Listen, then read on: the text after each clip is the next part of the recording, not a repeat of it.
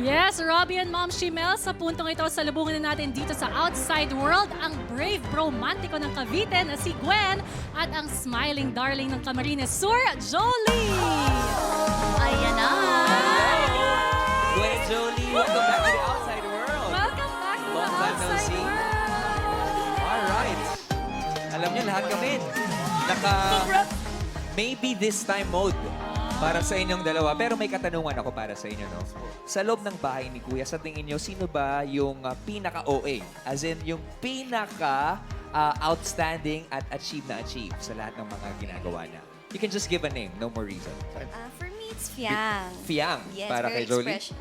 Para sa akin po, si Binsoy. Binsoy. Okay. Wow! That's amazing. Kaya naman maraming salamat Pinchu? sa pagbubukas ng inyong kwento kay Kuya Gwen and Jolie.